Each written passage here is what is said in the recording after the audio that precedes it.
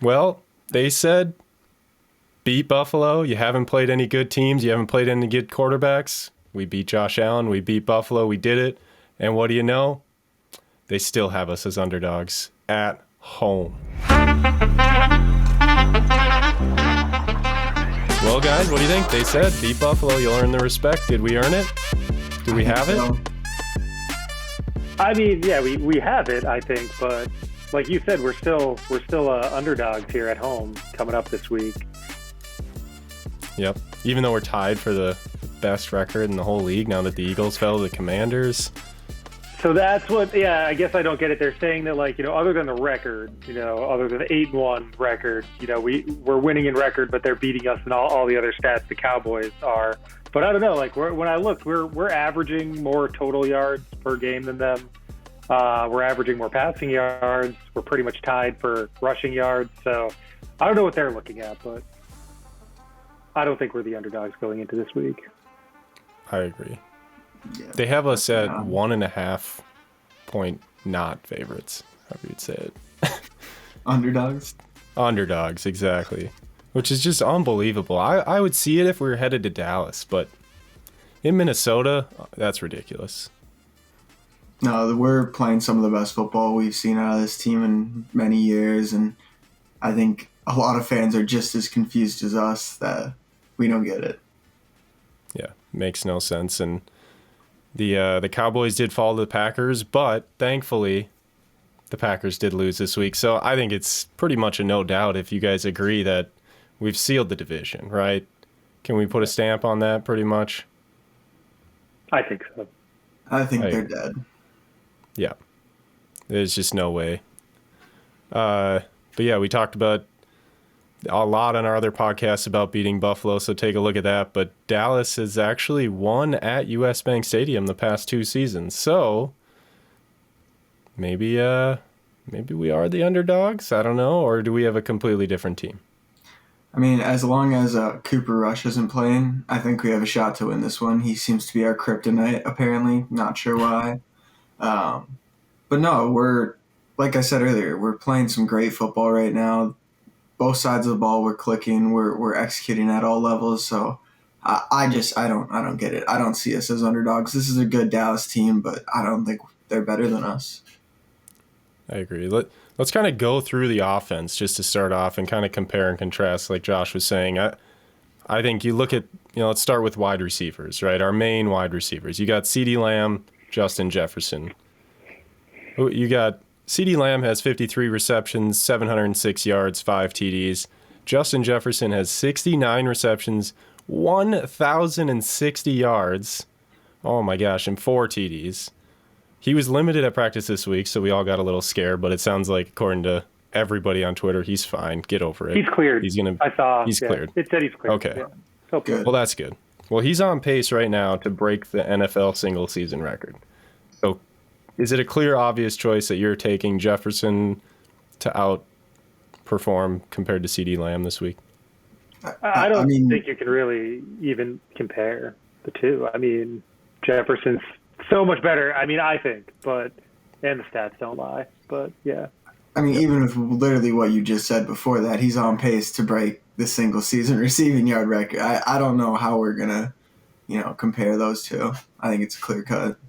Yep. So that's 1 point in the Vikings' favor, right? All right, now if we looked at tight end, let's jump over there. You got Dalton Schultz, TJ Hawkinson. Dalton Schultz has 26 receptions, 257 yards, 1 TD. Hawkinson has 42 receptions, 510 yards, so almost twice what he has, and 3 TDs. Yeah, and Hawkinson also has, I think, like 16 receptions just with the Vikings already, which is almost as many as Schultz has on the whole season. So, yeah. I think he's more of the receiving tight end, and he gets the ball a lot more than Schultz, and they look at him on the goal line. So that's true. Schultz, I think we have that one too. Has been dealing with lots of injury this year. I don't know how many games exactly he's played, but he is definitely one of Dak Prescott's favorite targets. He's a safety valve for him. I think this is a lot closer of a debate than the Jefferson CD, but I think I'm going to have to stick with Vikes again and go Hawkinson. Okay, so you think maybe Schultz's numbers are looking a little deflated just because he hasn't had Dak all season? Well, he's been hurt too, Yeah, hasn't? Dak has. Yeah. No, I'm pretty sure Dalton Schultz missed games Oh, this year. Schultz was hurt too. Oh, I didn't see that exactly. I believe so. I could Yeah, be he wrong might have on missed a that. week or two too. That would make a bit more sense. If you want to look at that while we go on, let's go to the running backs and you let us know what you find, Alex.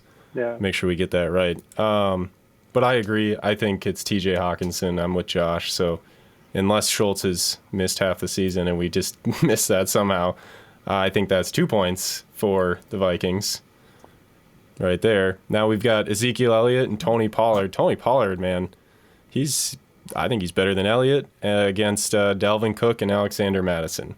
You look at that matchup right there, I think, and Elliott, it sounds like, is going to be in. He's still questionable technically, and he's missed the last 2 games with knee injury, but I feel pretty good that he's going to be out there. He's got 443 yards on the season and 4 TDs. Pollard has 621 yards, 6 TDs, compared to Cook, who blows both of them away with 727 yards, and Madison with just 149, but they look at him at the goal line. And they have 8 TDs combined. So 10 touchdowns to 8, but who would you take? Do you think the running game is going to be there for the Vikings this game? So I think that the Vikings are actually going to – the Vikings' run defense is pretty good. So they're going to – I don't think Ezekiel or Tony are going to have big games. And also Ezekiel's been injured, so that's why his numbers are a little lower than they would be. But I think it's going to be between the two of them. They're going to be going back and forth, like splitting the backfield. And but I don't think they're going to be running that much. I think Dak's going to have to pass a lot. So I don't think – I think we're going to shut down their run. So I'm going for Cook. Was that the question? Yeah, no, that's the question. Track. Yeah, exactly. Okay. Vikings or Cowboys, I guess, if we're just looking at breaking up the offense. Yeah. Well, then Vikings. How about you, Alex? Vikings are going to run, yeah. Yeah, I think I'd prefer the Vikings backfield over. Honestly, I think it's better when Tony Pollard's the main back. For Dallas, I think he's a great runner and just has been getting overshadowed by Zeke's name and whatnot. So I think overall Vikes, but I do really like Pollard to have a big week this week. Well, and what I saw the Cowboys coach actually come out and say is that he enjoys having Elliott in there because then he can give Pollard a break, and when Elliott's still in, they're still able to run their full menu. So Right. That's probably the only advantage they have by having Elliott back. Otherwise, yeah, Pollard is, I don't think anyone would disagree he's the better running back at this point. Yeah. All right, taking a look at some of the other wide receivers, we've got Michael Gallup and Noah Brown on the Cowboys side, and we got Thielen and Osborne. You guys kind of can take a look at their stats, but we got Gallup with 170 yards, Brown 342, both have a touchdown, and then Thielen's got 467 yards, 2 TDs, which is almost more than both of those guys combined, and Osborne has 220 with 2 TDs as well, passing. Yeah, I think the proof's in the stats right there. They're Right. Thielen and Osborne are just so much more a part of the offense. I feel like it's more of a one-man show in the Dallas receiving room, whereas there's 4 guys who can take the ball on the Vikes and do damage on you. So, I don't really think that's a debate there. Yeah, I was going to say, on the whole season, they're Gallup and Brown, they have 42 receptions between the two of them. It's not even close. They look at CeeDee Lamb and he's like their number 1 receiver, and they don't really look their way that much. So Yeah, the two of them combined have less receptions than Thielen does on the season. So if that says anything right there, that's crazy. I think the tougher debate, though, and I've been seeing a lot of this debate out there, is Dak Prescott versus Kirk Cousins. There's no debate. Kirko Kirko Chains if he's out. He only comes out on the road, but maybe we'll see him at home this time. Yeah. Maybe. Dak's missed, the last 3 games? He had a thumb injury. I think he had surgery on it, too, I believe. Mm-hmm. Wait, but he came back and played. Has he missed? Or he's played the last 3 games. I'm sorry. He missed the rest of the back. season. Yeah, he's been back 3 games. He's got 6 TDs.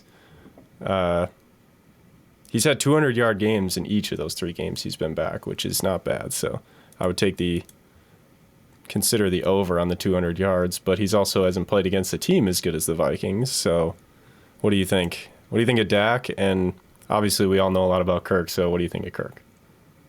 I mean, I think they both have, good receivers to look at, and they both I think they're both going to be.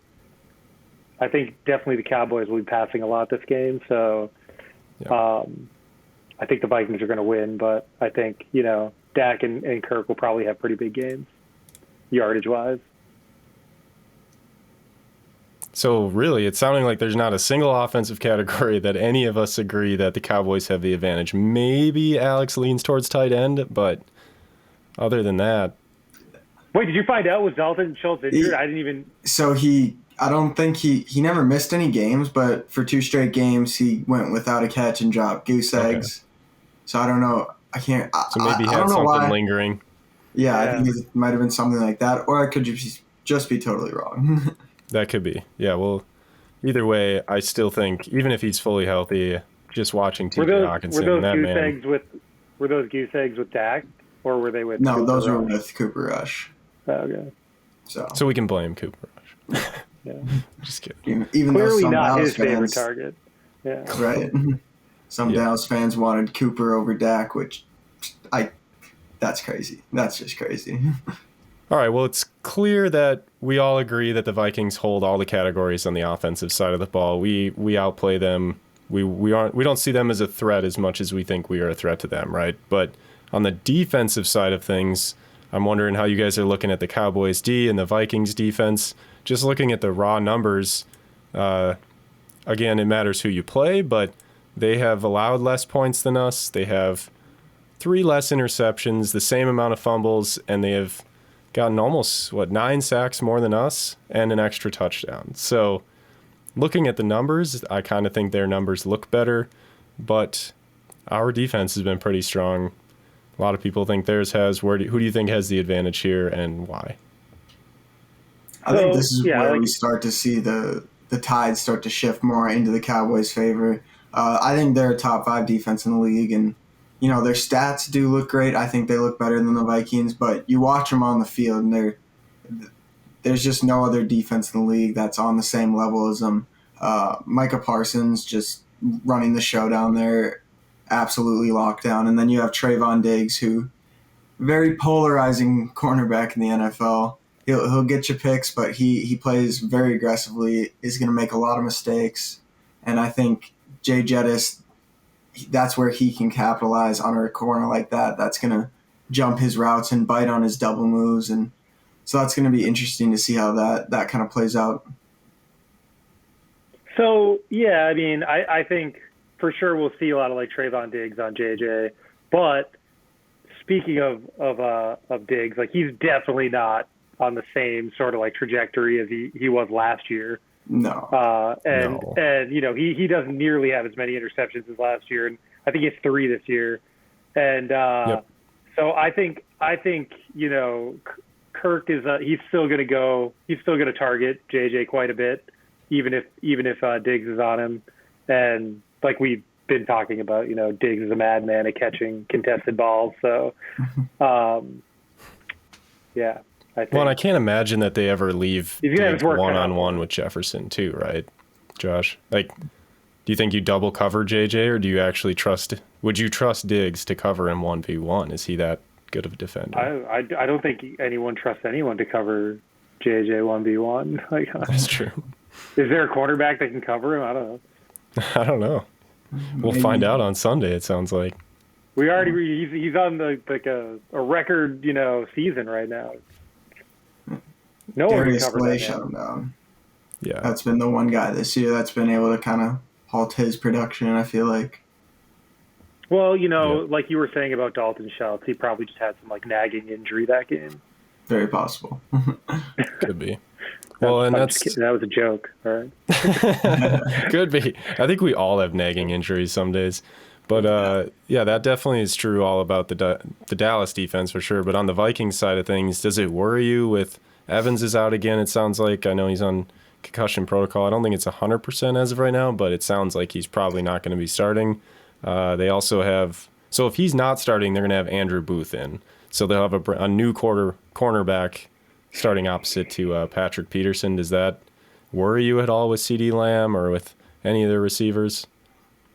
Well, I think I'm not, like I said earlier, like I'm not too, or I don't think I'm worried about the run. I think, Dak's going to have to pass.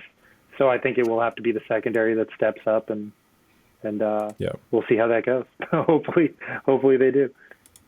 Yeah, for sure. Well, hopefully the Vikings defense. So that one, I mean, are we leaning towards Cowboys? It sounds like kind of has a little bit of the advantage. So that's going to maybe even out some of the offense. Maybe that's where they're giving us the underdogs because of the D. I don't know. You were saying you said Anthony Barr was questionable in his return here to Minnesota, but I don't think he would factor really much anyway. But yeah. All right. Well, you guys have a score prediction or a game prediction at all? Alex, why don't you start? You got a score you're thinking and who's going to win? I'm going to go with a 31-28 Vikes win. All right. High scoring. Ooh. I like it. I'm going to go 30 Vikings, Cowboys 26. Interesting.